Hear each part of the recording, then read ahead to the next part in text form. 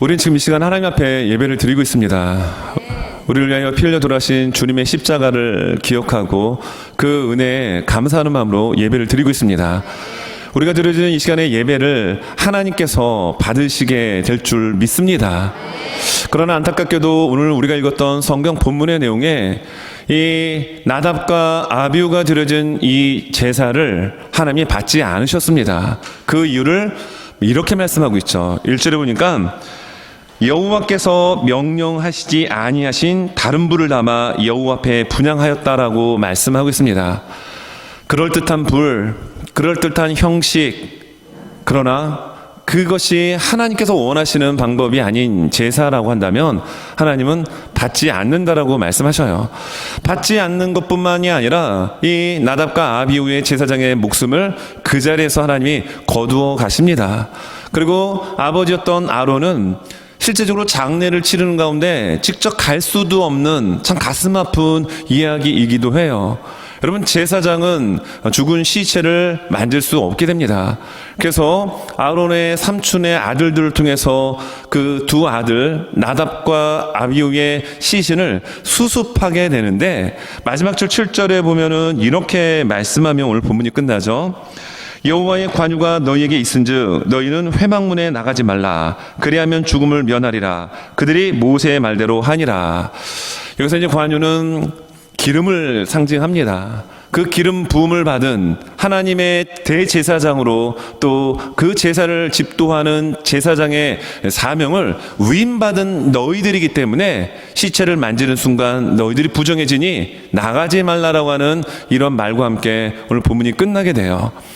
여러분, 우리가 드려지는 예배가 내가 원하는 방식, 내 마음대로 드려진다면 여러분, 우리의 그 마음을 하나님께서 받아주실까요? 하나님은 우리의 그런 예배를 받지 아니하실 것입니다. 오늘 사실 오늘 성경 우리가 레위기 10장을 읽었지만 레위기 8장에는 대제사장 그리고 그의 아들 제사장들의 위임식을 소개합니다. 그 위임식을 어떻게 해야 되는지, 심지어 옷을 어떻게 입고 제사는 어떻게 드려야 되는지 구체적인 설명을 자세하게 이야기해 주고 있습니다. 그런데 거기에 계속해서 반복되어지는 말씀이 있습니다. 무슨 말씀이 나오냐면 이런 말씀드립니다. 여호와께서 모세에게 명령하신 것과 같았더라. 이러한 부분들이 계속적으로 반복이 됩니다. 위임식을 하나 드리는 그 절차 가운데도 모세가 하고 싶은 대로 한 것이 아니라 여호와께서 명령하신 그대로 그것을 순종하고 지켰다라는 것이죠.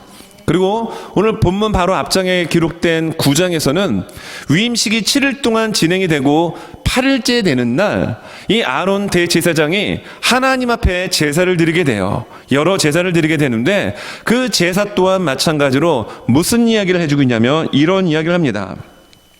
마찬가지로 10절 후반부에 보면 여호와께서 모세에게 명령하심과 같았고 21절 모세가 명령한 것과 같았더라.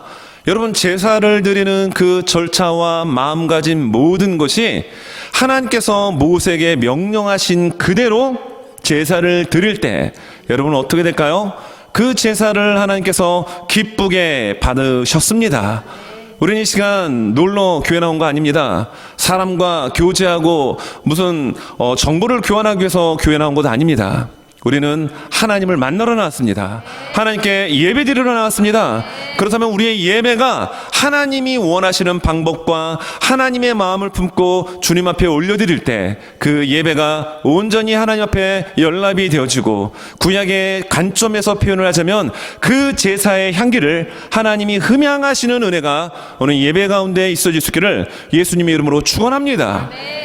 여러분, 오늘 1절에 보게 되면 여호와께서 명령하시지 않은 다른 불을 드렸다라고 이야기합니다. 그런데 위임식과 그리고 8일로부터 진행되지는 모든 제사 가운데 여호와께서 모세에게 명령하심과 같았다라고 하는 그 과정을 하나님은 이미 받으신 거예요. 여러분, 한 주간 여러분 살아가시면서 주님과 동행하시면서 사셨죠? 순간 우리는 연약해서 넘어지고 범죄하고 짜증도 내기도 하고요. 다양한 삶을 우리는 살았습니다.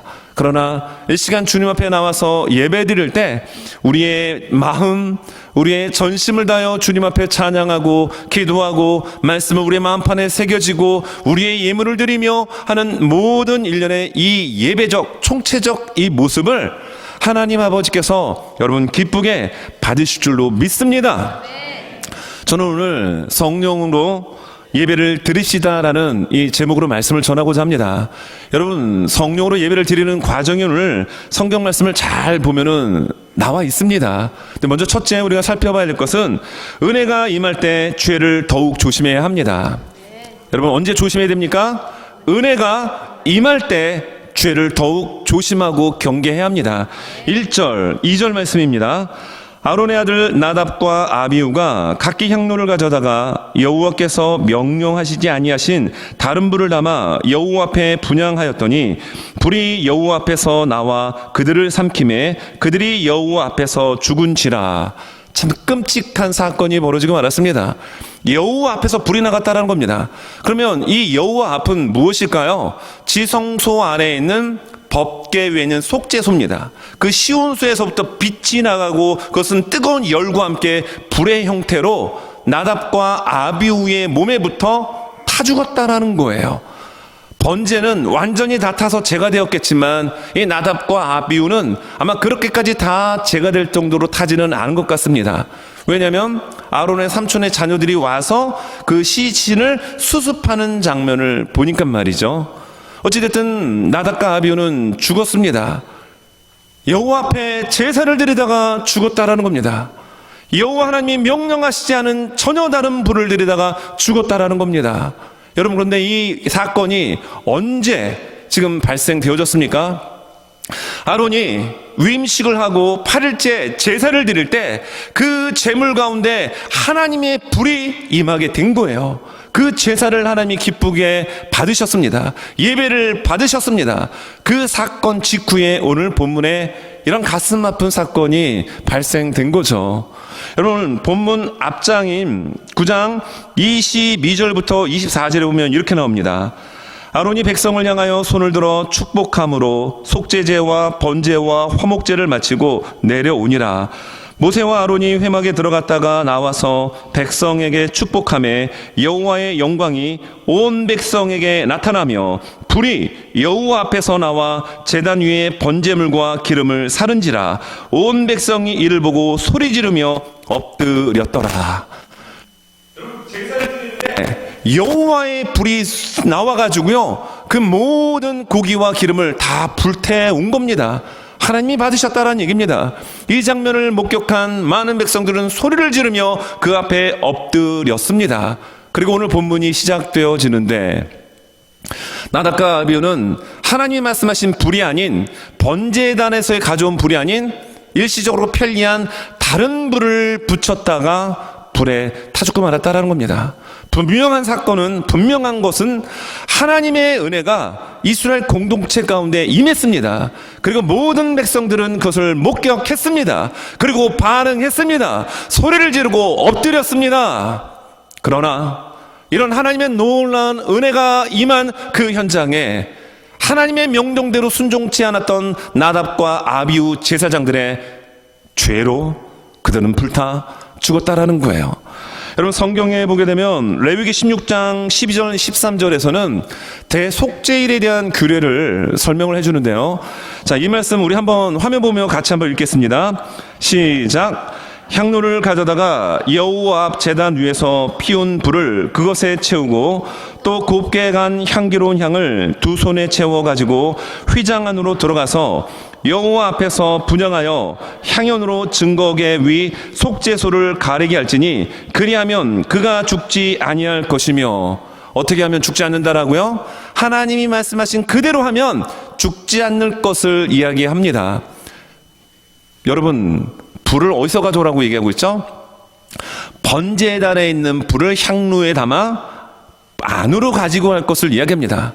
내가 좀 불편하다고 편리한 그런 인위적인 불을 사용하는 것이 아니라 불편해도 하나님이 약속한, 하나님이 명령하신 그 번제단의 불을 가지고 향루에 담아 제사를 드리게끔 하나님은 말씀하셨습니다. 그래서 여러분 레위기 6장 13절의 말씀에 보게 되면 번제단에 있는 불은 항상 꺼지지 않게끔 하나님이 명령하셨어요. 왜입니까? 그 불을 가지고 성소 안으로 들어가서 향을 피우고 하나님 앞에 제사를 드리게끔 이미 하나님은 명령하셨고, 이것이 얼마나 중요했으면 대속죄의 일에 다시 한번 이것을 말씀해 주셨습니다. 그래서 성경은 아주 재미난 표현을 우리에게 말씀합니다. 여러분 레위기 16장 1절에 어떤 표현을 쓰냐면 이렇게 말씀합니다. 레위기 16장 1절입니다. 같이 한번 말씀 읽겠습니다. 레위기 16장 1절입니다. 시작. 아론의 두 아들이 여호와 앞에 나아가다가 죽은 후에 여호와께서 모세에게 말씀하시니라.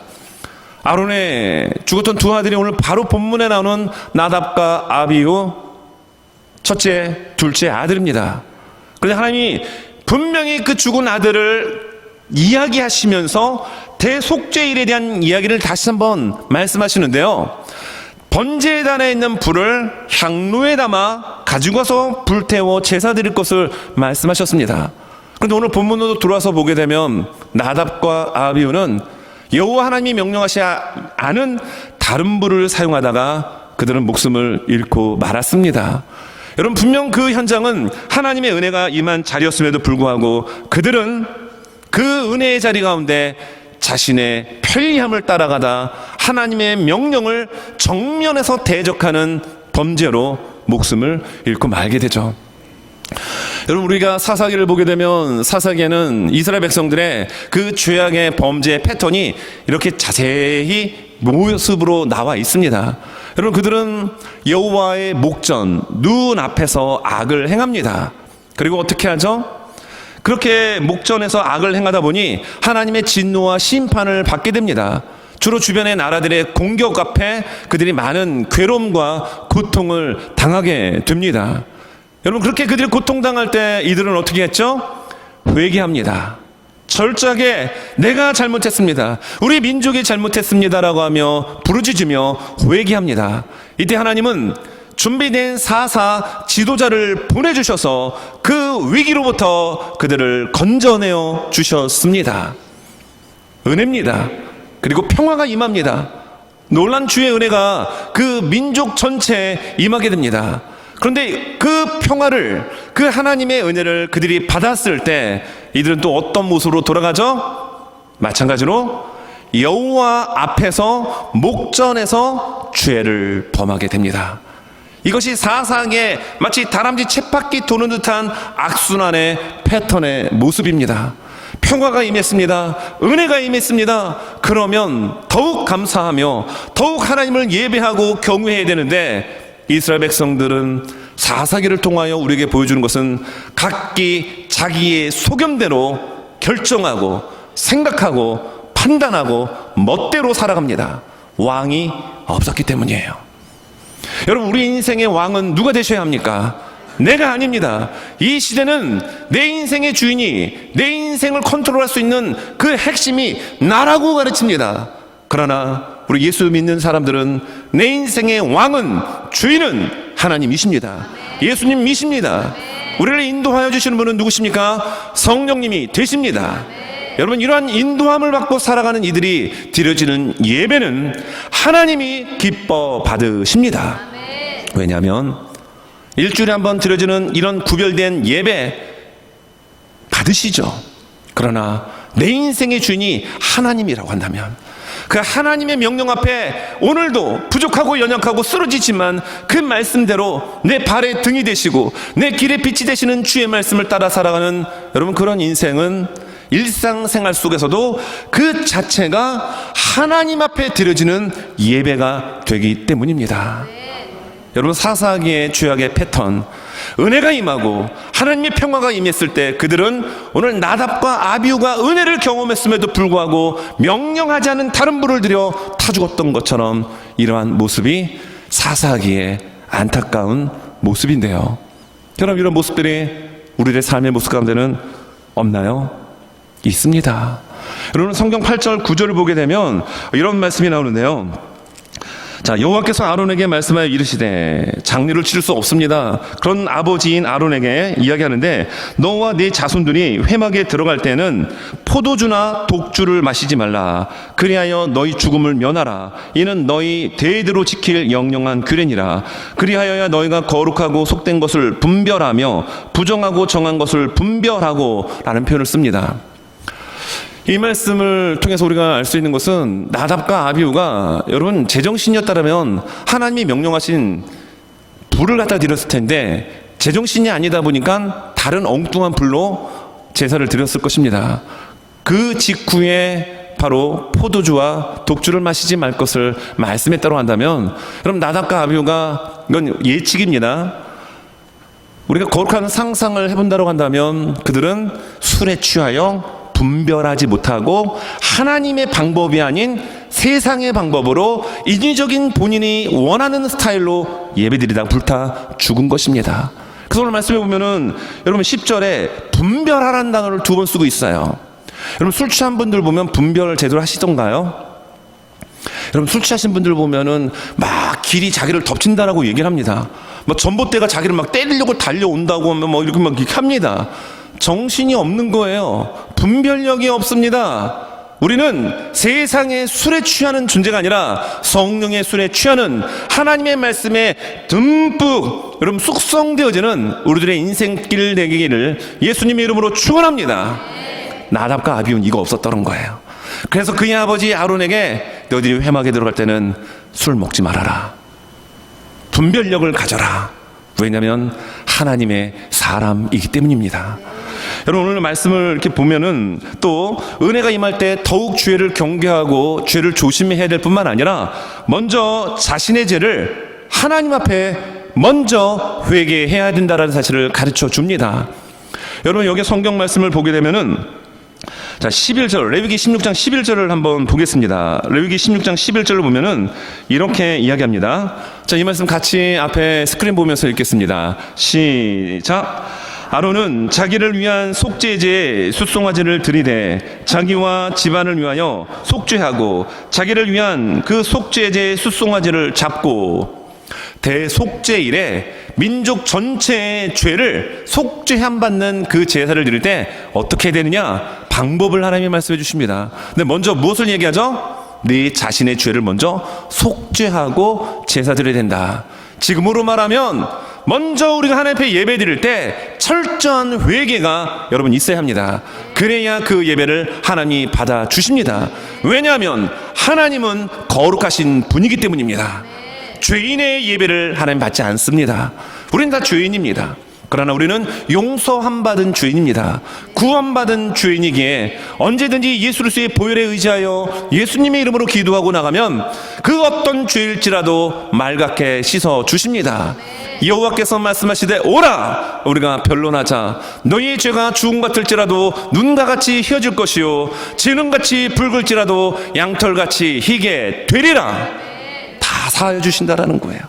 오늘 성경에도 말씀해 보면 거룩에 대한 이야기를 하시죠. 3절에 모세가 아론에게 이르되 이는 여호와의 말씀이라. 이르시기를 나는 나를 가까이 하는 자 중에서 내 거룩함을 나타내겠고 온 백성 앞에서 내 영광을 나타내리라.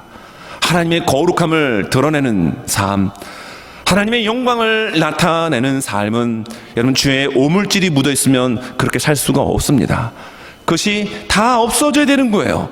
그래서 먼저 우리가 예배 드릴 때 여러분 우리가 회개기도 합심기도 속에 우리가 우리의 죄를 자백하는 기도를 포함하여 하나님께 올려드리는 것은 내 생각, 나도 알지 못하는 내 심령의 깊은 저 밑바닥에 꿈틀꿈틀거리고 있는 죄의 찌꺼기가 있다면, 내 말과 행동으로 실제로 범죄한 죄악이 있다면 주의 보혈로 씻어주시고 용서해 주십시오. 그렇게 예배를 드리고 기도를 하고 회개하고 나갈 때 여러분 그 예배를 하나님 받아 주십니다. 실제로 오늘 말씀도 보게 되면 여러분 구장은 대제사장으로 위임받고 첫 제사를 드립니다. 그런데 그 제사도 먼저 순서를 하나님이 말씀해 주세요.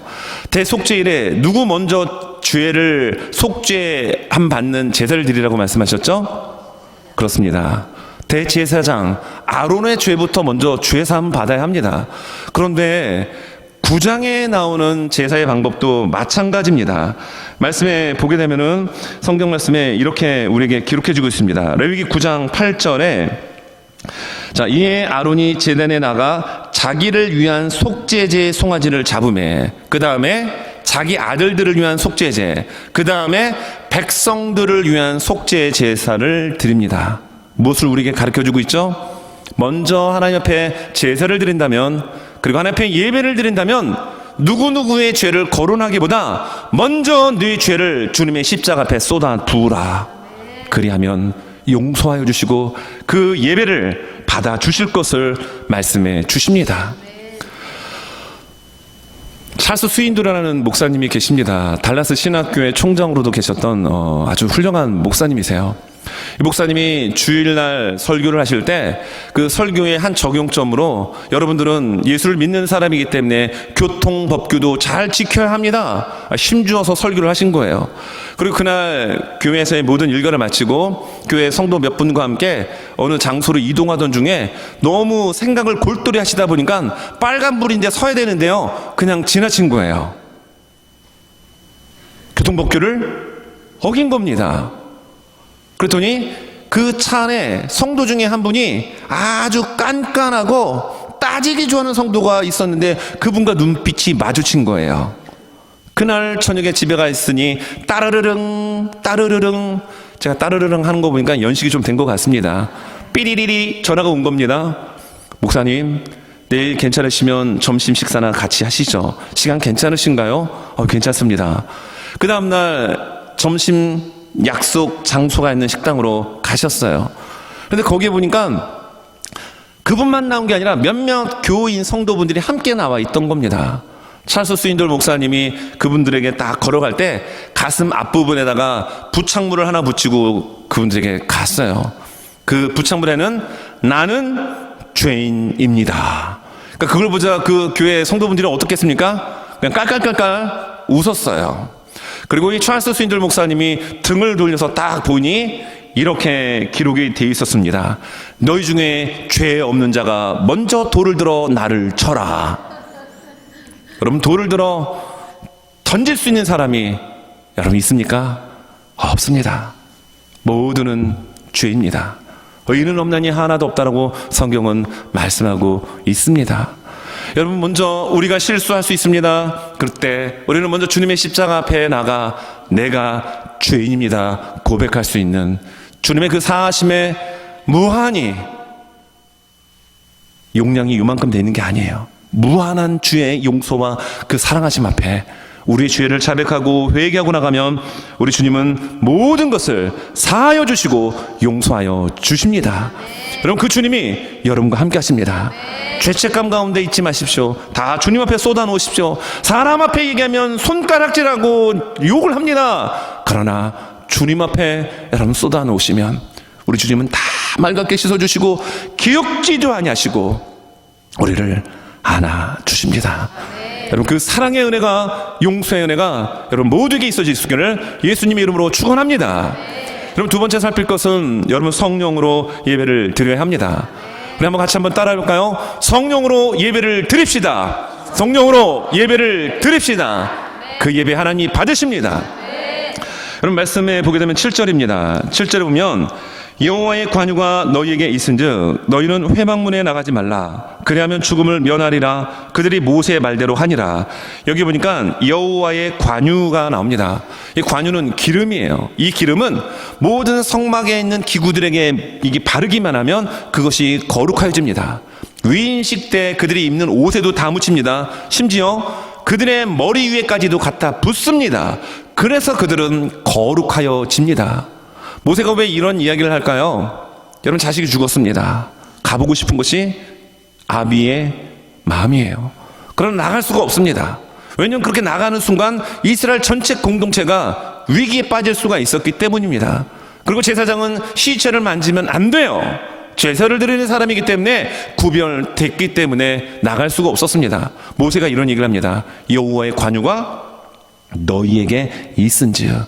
너희는 하나님으로부터 기름 부음을 받은 위임받은 제사장이다. 특별히 아론은 대제사장이기에 나갈 수 없다. 여러분, 제사에 쓰임받았던 기름은 성령을 가르쳐주고 있어요. 여러분, 우리가 지금 예배를 드립니다. 우리의 예배를 받으시는 하나님은 성령 하나님이십니다.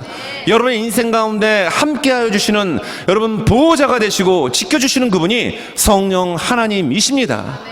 아론에게 관유의 기름이 부음받아 거룩하게 구별된 대제사장이 됐던 것처럼 우리에게는 성령의 기름 부음이 부어져서 우리 안에 성령님이 계시기에 거룩한 하나님의 자녀로 이 땅을 살아갈 수가 있는 겁니다. 그러므로 우리가 예배 드릴 때 무엇에 의지하여 예배를 드려야 됩니까? 성령으로 예배를 드려야 합니다.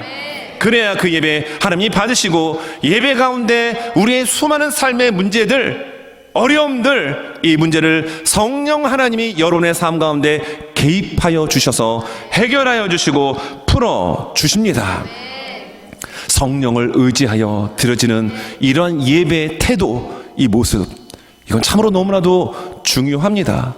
여러분들은 예배를 드릴 때 정말 성령 하나님을 의지하며 여러분 성령으로 여러분 예배를 드리고 계십니까? 여러분, 성경에 보면 예수님이 친히 이렇게 말씀하셨죠. 요한복음 4장 23절 24절. 자, 이 말씀 같이 한번 심차게 읽습니다. 시작. 아버지께 참되게 예배하는 자들은 영과 진리로 예배할 때가 오나니 곧 이때라. 아버지께서는 자기에게 이렇게 예배하는 자들을 찾으시느니라. 하나님은 영이시니 예배하는 자가 영과 진리로 예배할지니라. 아멘입니다. 하나님은 영이십니다.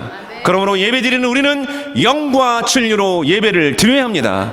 이 영은 성령입니다. 진리는 말씀이요 곧 예수 그리스도입니다. 예배 가운데 예수님 안 계십니까? 그 예배는 헛예배입니다. 예배 가운데 성령이 역사하지 않습니까? 그 예배 잘못된 예배입니다.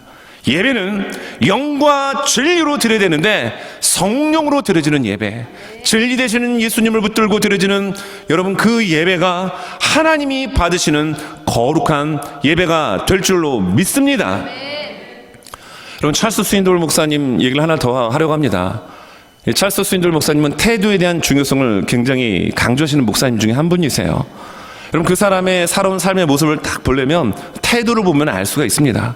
앞에서도 사실 예배를 드리는 여러분의 태도를 보면은 다는 아니지만 그래도 70% 80% 가깝게는 야, 저분이 정말 하나님 앞에 전심으로 예배를 드리는구나 아닌가는 한 70% 정도는 알 수 있어요. 왜냐하면 예배에 집중하는 여러분들의 눈동자, 태도를 보면 알 수 있습니다.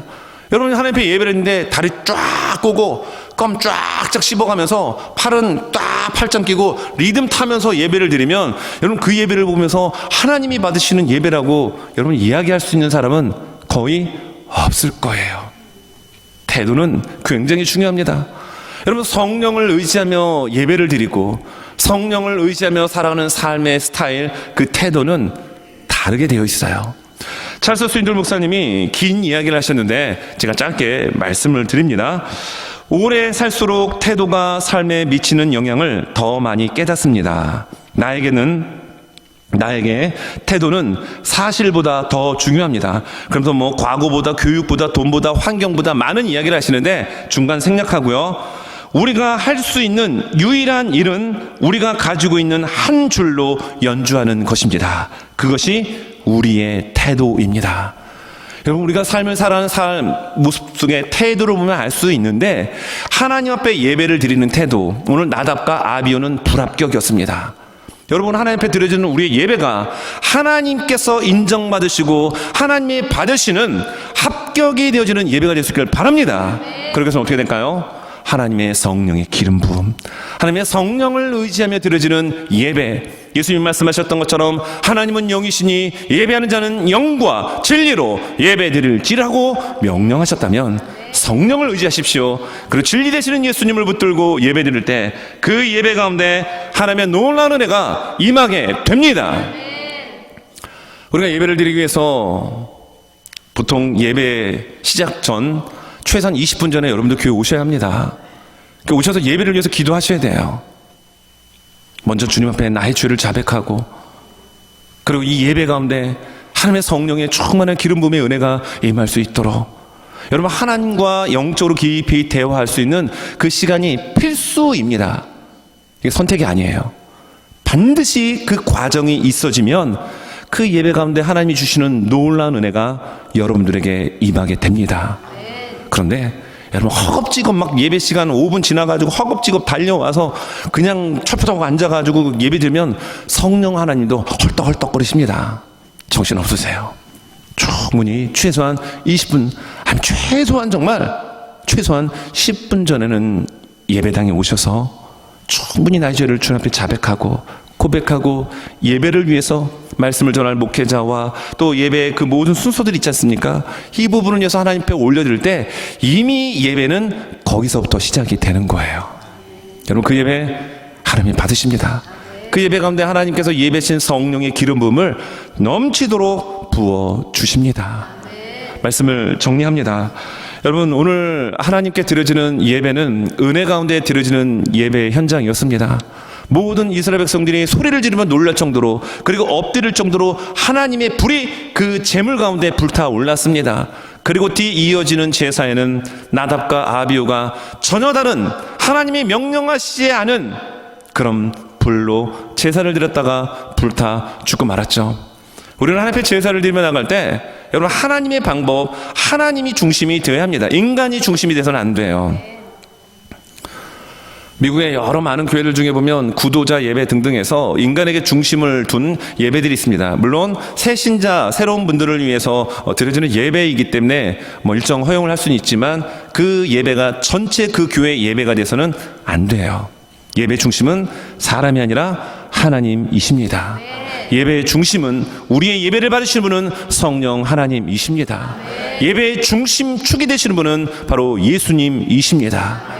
근데 오늘 그 은혜가 여러분 그 현장 가운데 임했지만 나답과 아비후는 은혜가 임할 때 죄를 경계하고 더욱 죄를 조심했어야 되는데 이것을 방심했다가 여러분 죽고 말았죠.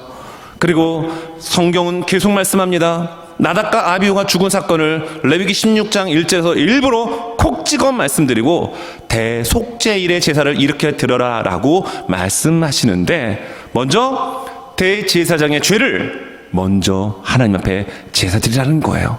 내 죄를 사함받지 않고 용서받지 않고 나가게 되면 그 제사 예배 하나님 받지 않기 때문입니다. 그리고 드려지는 그 예배 가운데는 여러분 정말로 하나님의 성령을 의지하며 하나님을 의지하며 하나님을 높여드리고자 하는 그런 예배로 나갈 때 그 예배 가운데 하나님의 놀라운 은혜가 여러분 충만하게 임하게 될 줄로 믿습니다. 우리의 죄악을 주님 앞에 쏟아놓는 것. 여러분, 주님, 나는 연약합니다.